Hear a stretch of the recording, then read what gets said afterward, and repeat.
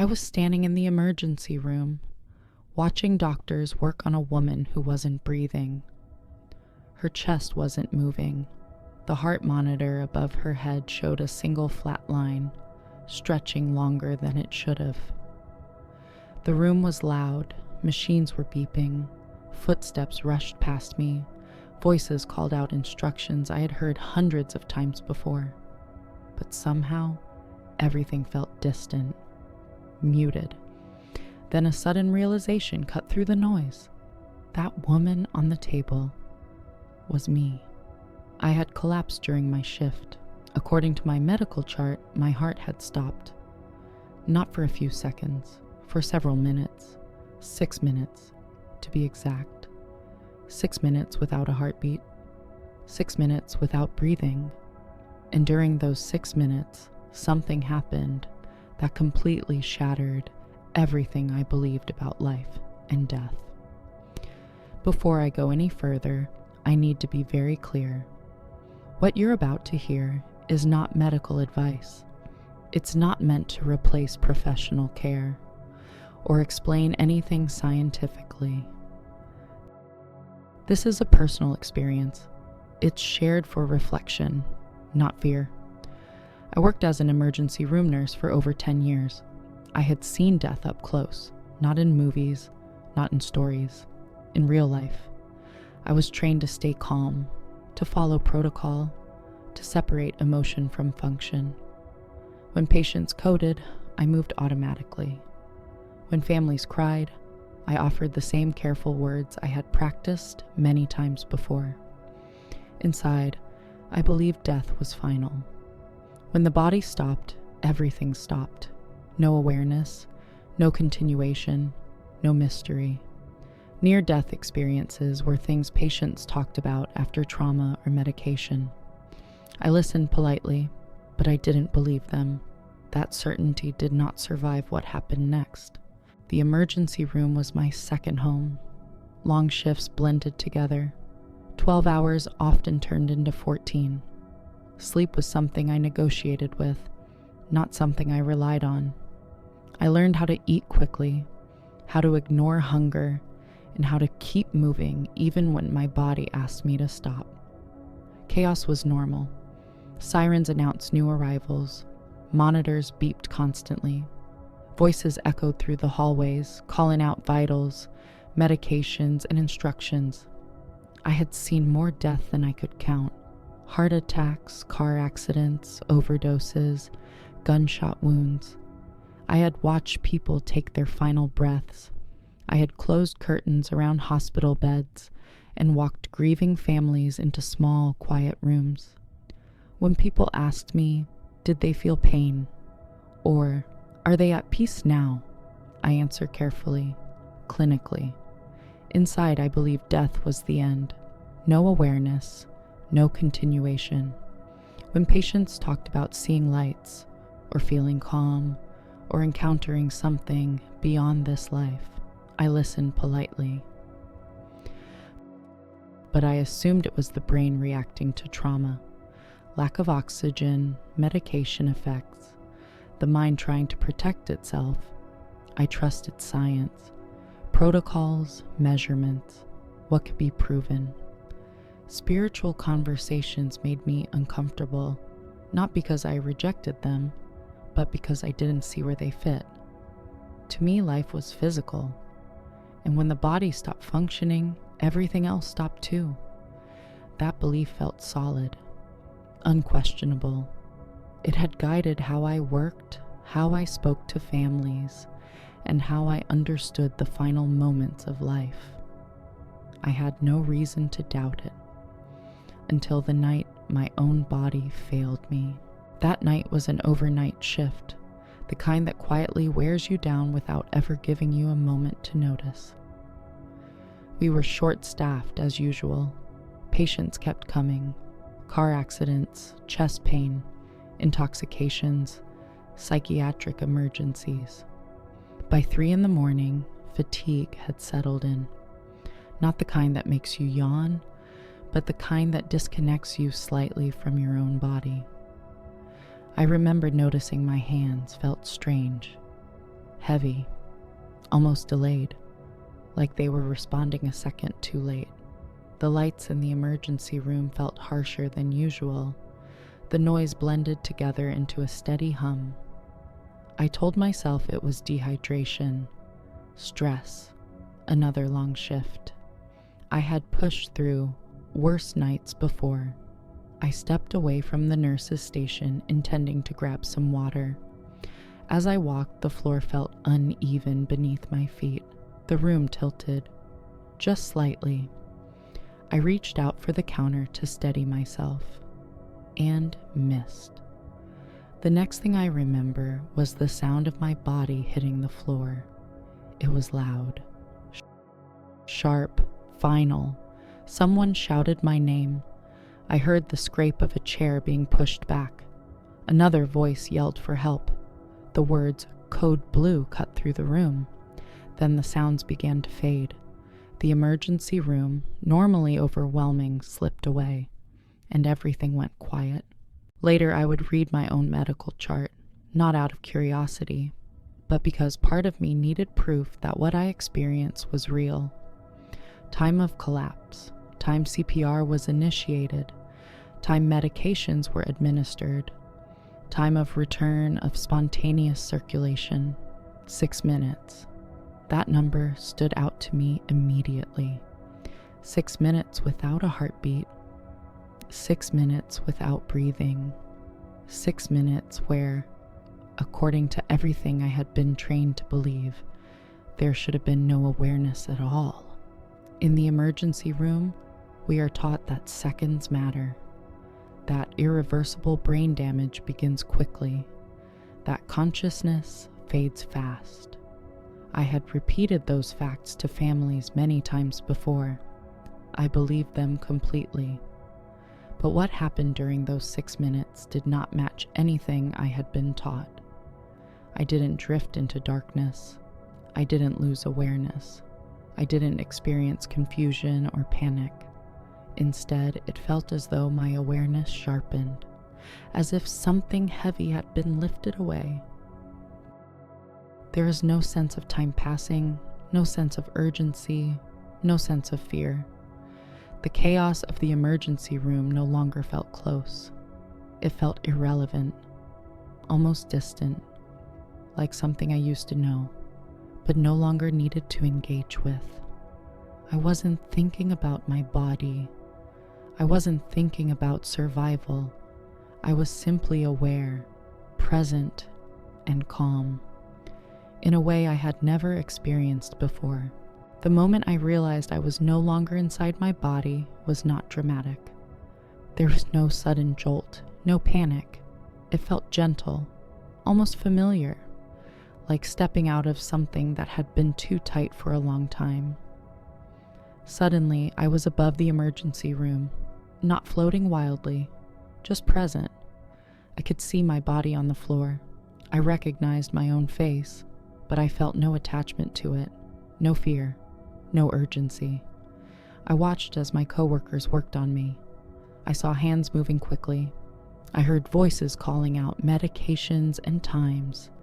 I recognized the sound of the crash cart being pushed into place. Everything was clear, sharper than normal. I noticed small details that shouldn't have mattered. A pen slipping from a pocket and rolling across the floor. A nurse biting her lip, trying to stay composed. A stain on the ceiling tile I had never noticed in all my years working there. I felt no pain, no confusion, only calm awareness. The stress and urgency that defined the emergency room did not affect me anymore. It was as if I was observing a scene, not participating in it. I understood what was happening. I knew my body was being worked on, but I didn't feel connected to the outcome. There was no fear of dying, no sense of loss, only a quiet understanding that something had changed, that I was no longer limited in the way I had been before. As I watched the scene below me, something began to change.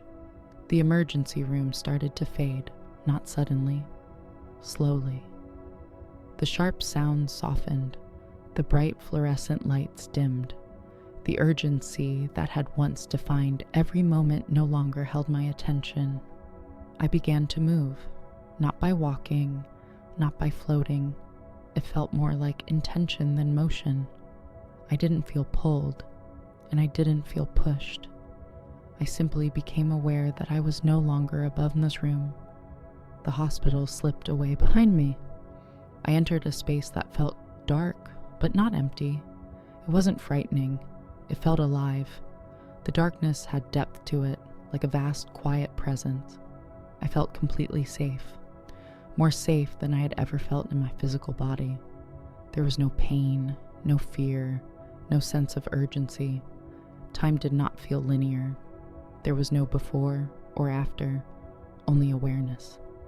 I wasn't thinking about my life. I wasn't thinking about my body. I wasn't thinking about the people I had left behind. Those concerns no longer felt necessary.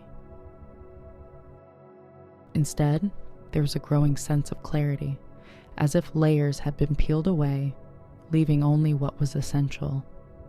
I understood, without being told, that I was moving towards something.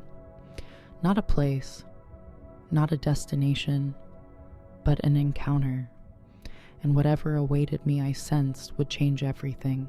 As I moved through that quiet darkness, I became aware that I was not alone. There was a presence ahead of me, not a shape, not a body, not anything I could recognize with my senses. And yet, it was unmistakable. The presence was aware of me, completely. There was no introduction, no word spoken aloud, but I felt instantly known. Every thought I had ever had, every fear I had carried, every moment I regretted. Nothing was hidden, and strangely, nothing needed to be. There was no judgment, no disappointment, no sense of evaluation, only understanding and love. Not emotional love, the kind that comes and goes. This was deeper, steady, unconditional. It surrounded me completely. I felt more accepted than I had ever felt in my life. There was no need to explain myself, no need to justify anything. The presence did not ask questions. It did not accuse. It simply allowed me to exist fully, without fear. In that awareness, I felt something I had never experienced before: wholeness. As if the parts of me that had always felt separate were finally aligned. For the first time, I felt complete, and I understood, without being told, that this presence had always been with me, even when I believed I was alone. Without warning, moments from my life began to unfold. Not like a movie. There were no scenes playing from beginning to end. Instead, it was a series of moments, small interactions, ordinary situations that I would have considered insignificant while I was alive. I saw conversations I had forgotten, brief exchanges in hospital hallways, words spoken quickly without much thought. I experienced these moments from more than one perspective. I felt my own emotions, and then I felt the emotions of the other person. I felt how a sharp tone landed, how impatience created distance, how kindness, even when brief, had a lasting effect. There was no accusation, no shame, just clarity. I understood how often I had been rushed, how often I had chosen efficiency over presence. I saw moments where I had been fully attentive, and how deeply those moments mattered, even when they seemed small at the time. I also felt the weight of fear of slowing down, fear of being vulnerable, fear of feeling too deeply. I understood how fear had shaped my choices, often without my awareness, and yet there is no condemnation, only understanding. As these moments passed, one truth became unmistakably clear. Every interaction matters. Every word carries weight. Not because we are judged, but because we are connected. As those moments faded, a deeper understanding settled in. It wasn't delivered as words. It arrived as knowing. I understood that life is intentionally brief, not as a punishment, but as a design. Time creates urgency, and urgency gives meaning. If life were endless, our choices would carry less weight. I understood why small moments mattered so much. A kind word, a moment of patience, a choice to truly listen. These were not insignificant. They were the foundation of everything. I also understood something that surprised me. I had never been alone, not once. Even in moments when I felt isolated, overwhelmed, or unseen, there had always been support, guidance, presence. I realized how often I had ignored that awareness because I was too busy, too distracted, or too focused on control. I understood that fear had narrowed my attention. Fear of making mistakes, fear of slowing down, fear of being vulnerable. And yet, none of those fears had ever been necessary. I saw how much energy I had spent trying to manage outcomes, trying to stay ahead of pain, trying to protect myself from loss. And in doing so, I had missed moments of connection that were freely available. The understanding was gentle, not critical. It did not ask me to regret my life. It simply showed me what had always been possible: presence, connection, and the freedom that comes from letting go of fear. As that understanding settled, I became aware of something ahead of me. It wasn't a physical barrier. There was no wall, no door, no edge I could see. It was more like a knowing, a clear sense that if I moved any further, there would be no returning. I didn't feel afraid. In fact, the idea of staying where I was felt deeply comforting. There was a completeness to it, a peace that did not depend on circumstances or outcomes or effort. For the first time, I understood why people describe this state as home. Nothing was missing. Nothing needed to be fixed. Nothing needed to be proven. I felt no concern for my body, no anxiety about unfinished tasks. The urgency that had once driven my life no longer existed. And yet, there was a subtle awareness that a choice was present, not a forced decision, an invitation. Then, without sound or form, a message became clear. You still have work to do. The words were not spoken. They were understood instantly. I knew this was not a command. It was an acknowledgement, a recognition that my time was not yet complete, that there were experiences still ahead of me, people I had yet to help, moments I had yet to fully live. The peace remained, but now it was paired with purpose. And I understood that choosing to return meant carrying this awareness back with me into a world that would feel very different after what I had seen. The return was not gentle. It was sudden, violent compared to the stillness I had been in. Awareness collapsed inward, the peace fractured, and pain arrived all at once. My chest burned. My lungs felt like they were on fire. I heard coughing, gasping, and a voice calling my name over and over again. Light flooded my vision, too bright, too sharp. Hands pressed against my chest. Someone was counting. Another voice announced a rhythm. I realized I was back in my body. The weight of it was overwhelming. Everything felt heavy, confining. I wanted to speak, to explain what had just happened, but my body wouldn't respond. I could barely breathe, let alone form words.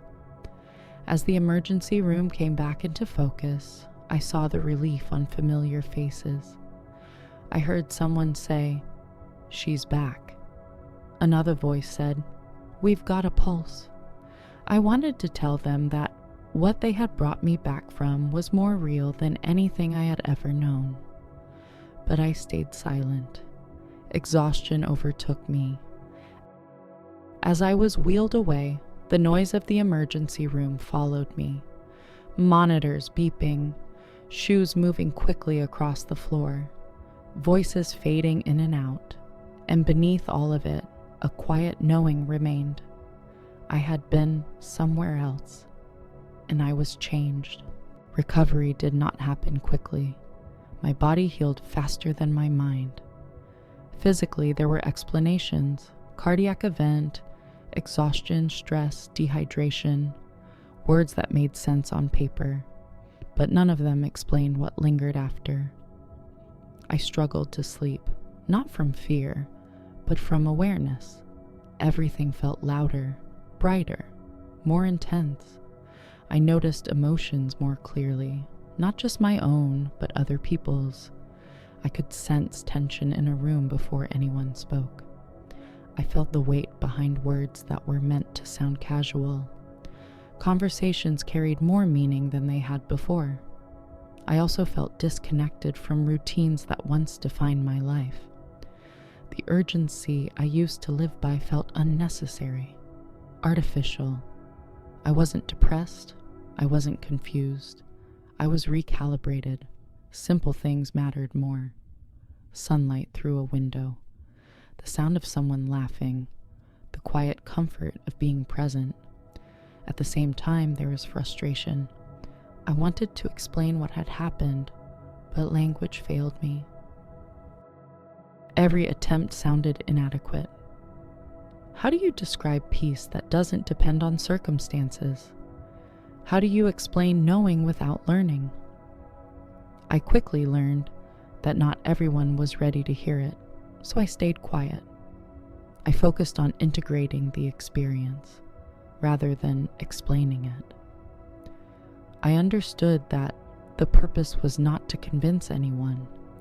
It was to live differently, to carry that awareness into ordinary moments, and let it quietly change how I showed up in the world. Returning to the emergency room was harder than I expected, not physically, emotionally. The sounds were the same, the pace was the same, the protocols had not changed, but I had.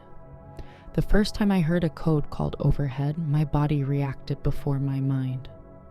My heart raced. My breath shortened. I stepped into the room automatically, muscle memory guiding my hands. But something was different. I wasn't just watching monitors anymore. I was watching people. I noticed the fear in patients' eyes before the pain. I noticed how desperately families searched faces for reassurance. I listened more carefully, not just to symptoms, but to what wasn't being said. I spoke more slowly, more intentionally.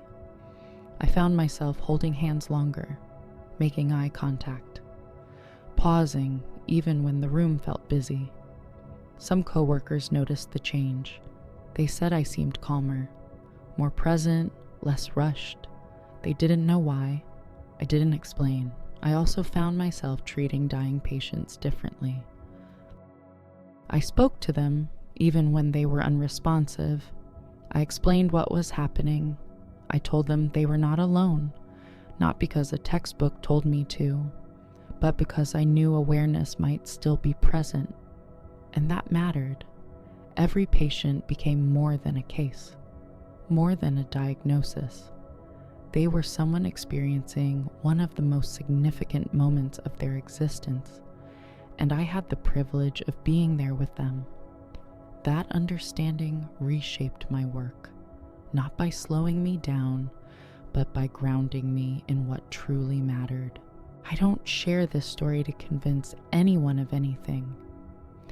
I'm not asking you to believe what I believe, and I'm not trying to explain mysteries that may never fit neatly into words. I share it because something changed, not in how I think, but in how I live. What stayed with me was not images or sensations. It was clarity, a deep understanding that how we treat each other matters, more than achievements, more than status, more than being right. Every interaction leaves a trace. Every word carries weight, even the moments we think no one notices, especially those moments. I learned that presence is one of the most powerful gifts we can offer. Being fully there, listening without rushing, speaking with intention, offering kindness without expecting anything in return. If there is one thing my experience taught me, it's this. Life is not measured by how long it lasts, but by how deeply it is lived. And often, the smallest choices are the ones that matter most. So, I want to ask you something. If your life were reviewed, not with judgment, but with truth, what would you change today? Who would you speak to differently? What moment would you stop rushing through? If this story resonated with you, share your thoughts in the comments. And if you want to hear more real stories like this, subscribe.